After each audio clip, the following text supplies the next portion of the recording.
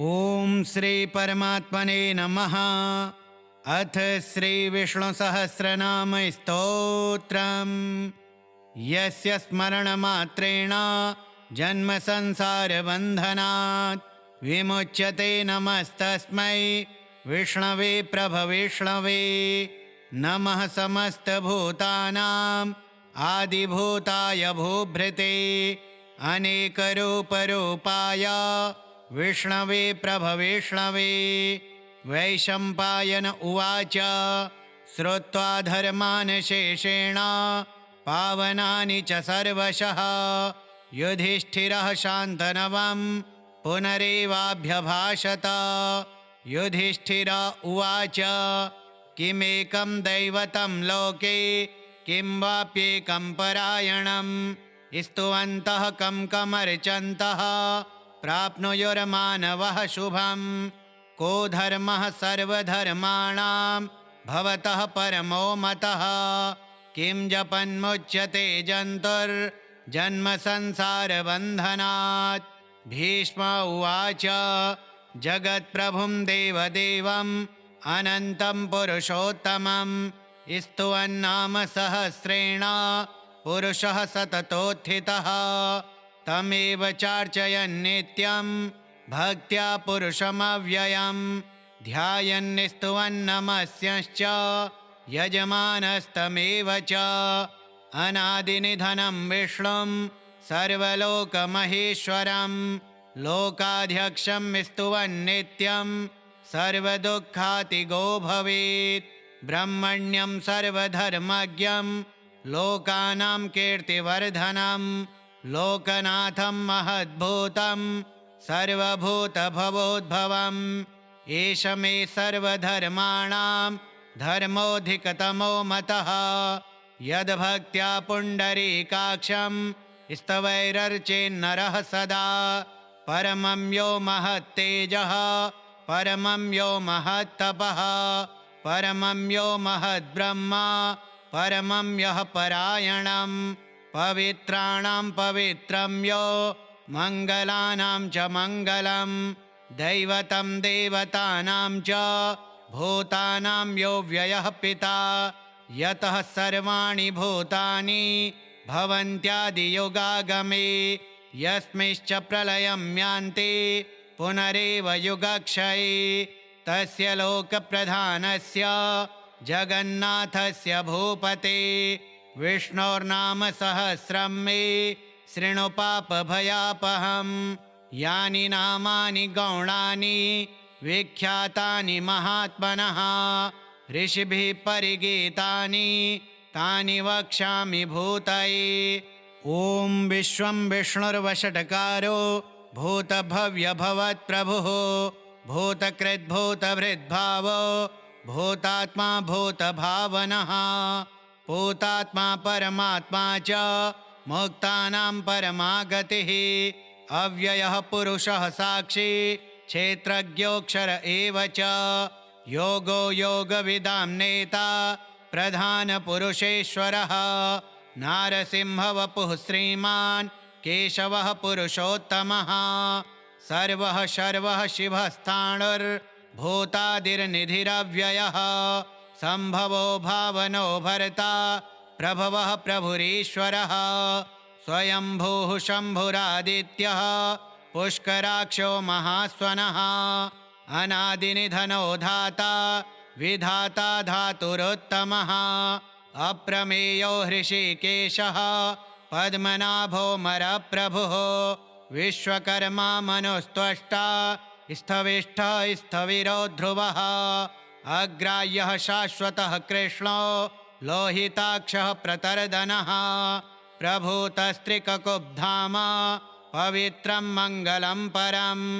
ईशानः प्राणदः प्राणो ज्येष्ठः श्रेष्ठः प्रजापतिः हिरण्यगर्भो भूगर्भो माधवो मधुसूदनः ईश्वरो विक्रमी धन्वी मेधावी विक्रमः क्रमः अनुत्तमो दुराधर्षः कृतज्ञः कृतिरात्मवान् सुरेशः शरणं शर्मा विश्वरेताः प्रजाभवः अह संवत्सरो व्यालः प्रत्ययः सर्वदर्शनः अजः सर्वेश्वरः सिद्धः सिद्धि सर्वादिरच्युतः वृषाकपिरमेयात्मा सर्वयोगविनिःसृतः वसुर्वसुमनाः सत्यः समात्मा संमितः समः अमोघः पुण्डरीकाक्षो वृषकर्मा वृषाकृतिः रुद्रो बहुशिरा बभ्रुर्विश्वयोनिः शुचिस्रवाः अमृतः शाश्वतः स्थाणुर्वरारोहो महातपाः सर्वगः सर्वविद्भानुर्विश्वक्सेनो जनार्दनः वेदो वेदविदव्यङ्गो वेदाङ्गो वेदवित्कविः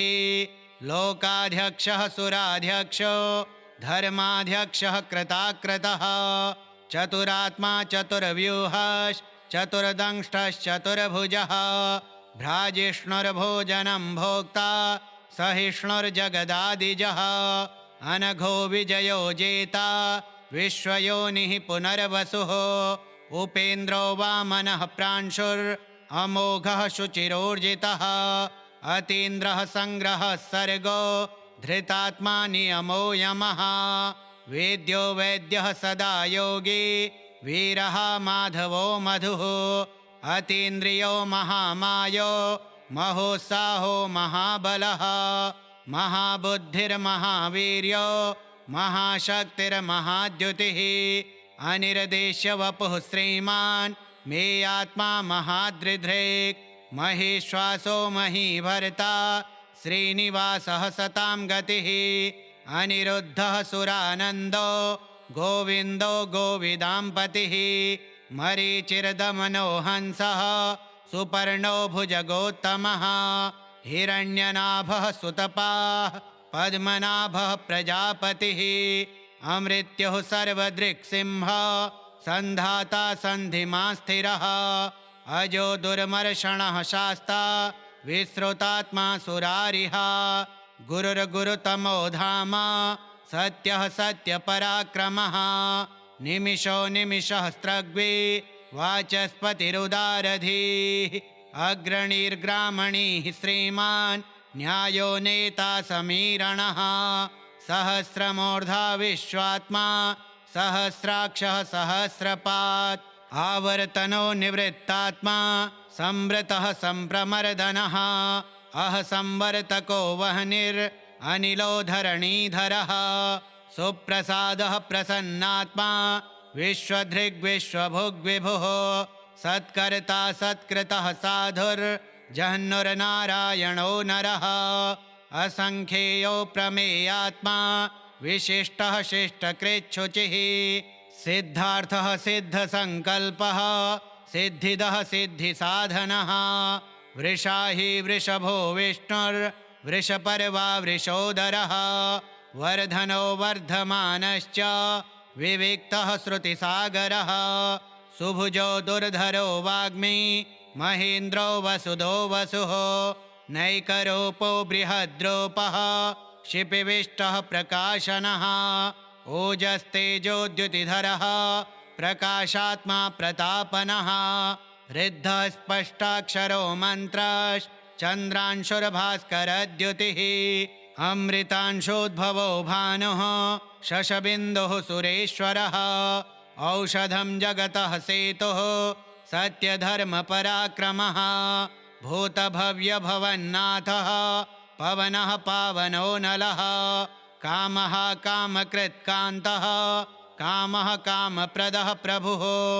युगादिकृद्युगावर्तो नैकमायो महाशनः अदृश्यो व्यक्तरूपश्च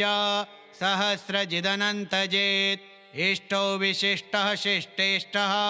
शिखण्डी नहुषो वृषः क्रोधः क्रोधकृत्कर्ता विश्वबाहुर्महीधरः अच्युतः प्रथितः प्राणः प्राणदो वासवानुजः अपां निधिरधिष्ठानमप्रमत्तः प्रतिष्ठितः स्कन्दः स्कन्दधरो धुर्यो वरदो वायुवाहनः वासुदेवो बृहद्भानुर् आदिदेवः पुरन्दरः अशोकस्तारणस्तारः शूरः शौरिरजनेश्वरः अनुकूलः शतावर्तः पद्मी पद्मनिभीक्षणः पद्मनाभोरविन्दाक्षः पद्मगर्भः शरीरभृत् महरिद्धिर्रिद्धो वृद्धात्मा महाक्षो गरुडध्वजः अतुलः शरभो भीमः समयज्ञो हविर्हरिः सर्वलक्षणलक्षण्यो लक्ष्मीवान् समितिञ्जयः वीक्षरो रोहितो मार्गो हेतुर्दामोदरः सः महीधरो महाभागो वेगवान् मिताशनः उद्भवः शोभणो देवः श्रीगर्भः परमेश्वरः करणं कारणं कर्ता विकर्ता गहनो गुहा व्यवसायो व्यवस्थानः संस्थानः स्थानदो ध्रुवः पररिद्धि परमस्पष्टस्तुष्टः पुष्टः शुभीक्षणः रामो विरामो विरजो मार्गो नेयो नयो नयः वीरः शक्तिमतां श्रेष्ठो धर्मो धर्मविदुत्तमः वैकुण्ठः पुरुषः प्राणः प्राणदः प्रणवः पृथुः हिरण्यगर्भः शत्रुघ्नो व्याप्तो वायुरधोक्षजः ऋतुः सुदर्शनः कालः परमेष्ठि परिग्रहः उग्रः संवत्सरो दक्षो विश्रामो विश्वदक्षिणः विस्तारः स्थावरस्थाणुः प्रमाणं बीजमव्ययम् अर्थोऽनर्थो महाकोशो महाभोगो महाधनः अनिर्विण्णः स्थविष्ठो भूर्धर्मयूपो महामखः नक्षत्रनेमिर्नक्षत्री शमः श्यामः समीहनः यज्ञैज्यो महीज्यश्च क्रतुः सत्रं सतां गतिः सर्वदर्शी विमुक्तात्मा सर्वज्ञो ज्ञानमोत्तमम् सुब्रतः सुमुखः सूक्ष्मः सुघोषः सुखदः सुहृत् मनोहरो जितक्रोधो वीरबाहुर्विदारणः स्वापनः स्ववशो व्यापी नैकात्मा नैककर्मकृत् वत्सरो वत्सलो वत्सी रत्नगर्भो धनेश्वरः धर्मगुप्धर्मकृद्धर्मी सदसच्छरमक्षरम् अविज्ञाता सहस्रांशुर्विधाता कृतलक्षणः गभस्तिनेमिः सत्त्वस्थः सिंहो भूतमहेश्वरः आदिदेवो महादेवो देवेशो देवभृद्गुरुः उत्तरो गोपतिर्गोप्ता ज्ञानगम्यः पुरातनः शरीरभूतभृद्भोक्ता कपीन्द्रो भूरि दक्षिणः सोमपो मृतपः सोमः पुरुजित्पुरुषोत्तमः विनयो जयः सत्यसन्धो दाशार्हः सात्वतां पतिः जीवो विनयिता साक्षी मुकुन्दो मितविक्रमः अम्भोनिधिरनन्तात्मा महोदधिशयोऽन्तकः अजो महार्ह स्वाभाव्यो जितामित्रः प्रमोदनः आनन्दो नन्दनो नन्दः सत्यधर्मा त्रिविक्रमः महर्षिः कपिलाचार्यः कृतज्ञो मेदिनीपतिः त्रिपदस्त्रिदशाध्यक्षो महाशृङ्गः कृतान्तकृत् महावराहो गोविन्दः सुषेणः कनकाङ्गदी गुह्यो गभीरो गहनो गुप्तश्चक्रगदाधरः वेदाः स्वाङ्गोजितः कृष्णो दृढः सङ्कर्षणोच्युतः वरुणो वारुणो वृक्षः पुष्कराक्षो महामनाः भगवान् भगहानन्दी वनमाली हलायुधः आदित्यो ज्योतिरादित्यः सहिष्णुर्गतिसत्तमः सुधन्वाखण्डपरशुर्दारुणो द्रविणप्रदः दिवि स्पृक्सर्वदृग्व्यासो वाचस्पतिरयो निजः त्रिसामासामगः सामा निर्वाणं भेषजं भिषक् सन्न्यासकृच्छमः शान्तो निष्ठा शान्तिः परायणम् शुभाङ्गः शान्तिदः स्रष्टा कुमुदः कुवलेशयः गोहितो गोपतिर्गोप्ता वृषभाक्षो वृषप्रियः अनिवर्ति निवृत्तात्मा संक्षेप्ताशेमकृच्छिवः श्रीवत्सवक्षाः श्रीवासः श्रीपतिः श्रीमताम्बरः श्रीदः श्रीशः श्रीनिवासः श्रीनिधिः श्रीविभावनः श्रीधरः श्रीकरः श्रेयः श्रीमान् लोकत्रयाश्रयः स्वक्षः स्वङ्गः शतानन्दो नन्दिर्ज्योतिर्गणेश्वरः विजितात्मा विधेयात्मा सत्कीर्तिश्छिन्न संशयः उदीर्णः सर्वतश्चक्षुर्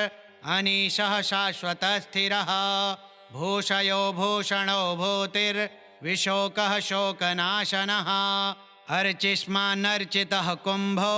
विशुद्धात्मा विशोधनः अनिरुद्धो प्रतिरथः प्रद्युम्नो मितविक्रमः कालनेमिनिहा वीरः शौरिः शूरजनेश्वरः त्रिलोकात्मा त्रिलोकेशः केशवः केशिहा हरिः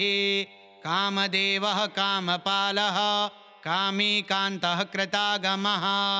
अनिर्देश्यवपुरविष्णुर्वीरोऽनन्तो धनञ्जयः ब्रह्मण्यो ब्रह्मकृद्ब्रह्मा ब्रह्म ब्रह्म विवर्धनः ब्रह्मविद्ब्राह्मणो ब्रह्मी ब्रह्मज्ञो ब्राह्मणप्रियः महाक्रमो महाकर्मा महातेजा महोरगः महाक्रतुर्महायज्वा महायज्ञो महाहविः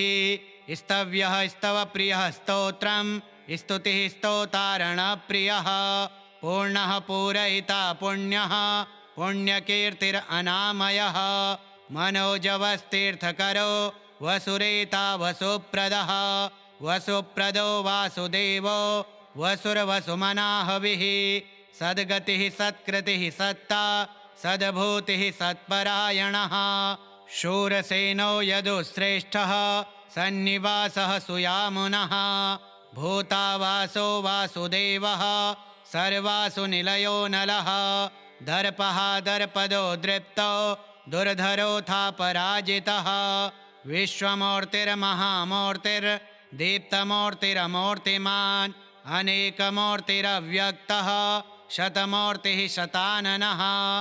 एको नैकः सवहकः किं यत्तत्पदमनुत्तमम् लोकबन्धुर्लोकनाथो माधवो भक्तवत्सलः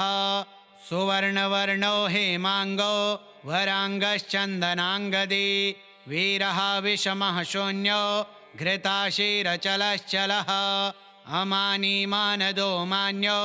लोकस्वामी त्रिलोकधृक् सुमेधा मेधजो धन्यः सत्यमेधाधराधरः तेजो वृषोद्युतिधरः सर्वशस्त्रभृताम्बरः प्रग्रहो निग्रहो व्यग्रो नैकशृङ्गो गदाग्रजः चतुर्मूर्तिश्चतुर्बाहुश्चतुर्व्यूहश्चतुर्गतिः चतुरात्मा चतुर्भावश्चतुर्वेदविदेकपात् समावर्तो निवृत्तात्मा दुर्जयो दुरतिक्रमः दुर्लभो दुर्गमो दुर्गो दुरावासो दुरारिहा शुभाङ्गो लोकसारङ्गः सुतन्तुस्तन्तुवर्धनः इन्द्रकर्मा महाकर्मा कृतकर्मा कृतागमः उद्भवः सुन्दरः सुन्दो रत्ननाभः सुलोचनः अर्को वाजसनः शृङ्गी जयन्तः सर्वविजयी सुवर्णबिन्दुरक्षोभ्यः सर्ववागीश्वरेश्वरः महाह्रदो महागर्तो महाभूतो महानिधिः कुमुदः कुन्दरः कुन्दः पर्जन्यः पावनो नीलः अमृताशोऽमृतवपुः सर्वज्ञः सर्वतोमुखः सुलभः सुव्रतः सिद्धः शत्रुजिच्छत्रुतापनः न्यग्रोधोदुम्बरोऽश्वत्थश्चाणूरान्ध्रनिषोदनः सहस्रार्चिः सप्तजिह्वः सप्तैधाः सप्तवाहनः अमूर्तिरनघोचिन्त्यो भयकृद्भयनाशनः अणुर्बृहत्कृशः स्थूलो गुणभृन्निर्गुणो महान् अधृतः स्वधृतः स्वास्यः प्राग्वंशो वंशवर्धनः भारभृत्कथितो योगी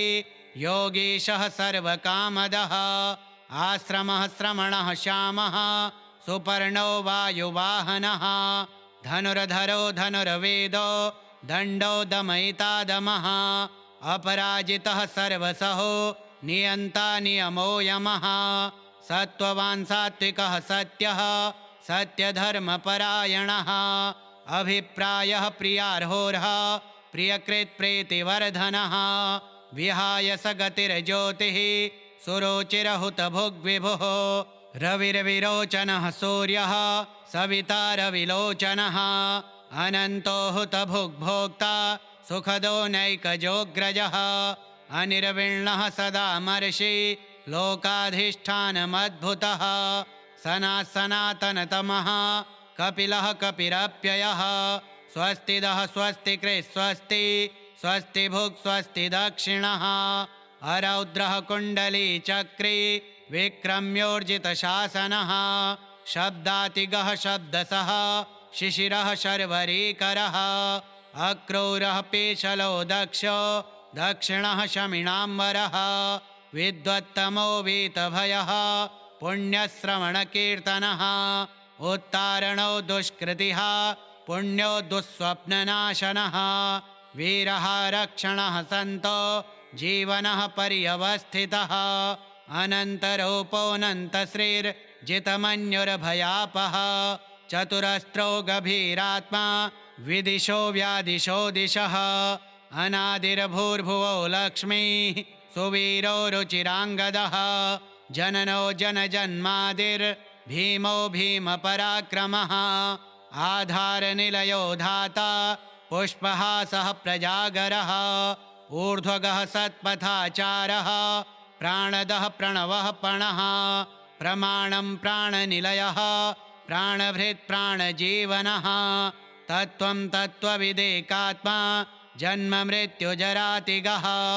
भूर्भुवः स्वस्तरुस्तारः सविता प्रपितामहः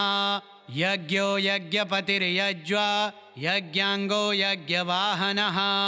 यज्ञभृद्यज्ञकृद्यज्ञे यज्ञभोग्यज्ञसाधनः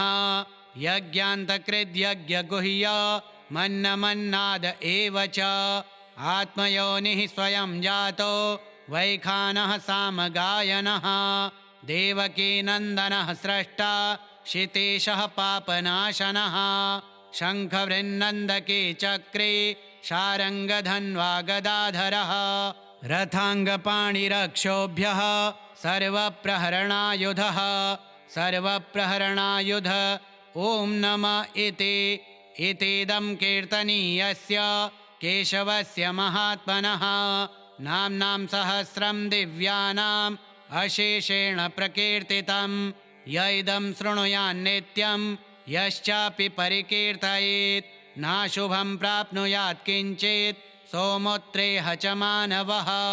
वेदान्तगो ब्राह्मणः स्यात् क्षत्रियो विजयी भवेत् वैश्यो धनसमृद्धः स्यात् शूद्रः सुखमवाप्नुयात् धर्मार्थे प्राप्नुयात् धर्ममर्थार्थे चार्थमाप्नुयात् कामानवाप्नुयात् कामी प्रजार्थे प्राप्नुयात् प्रजां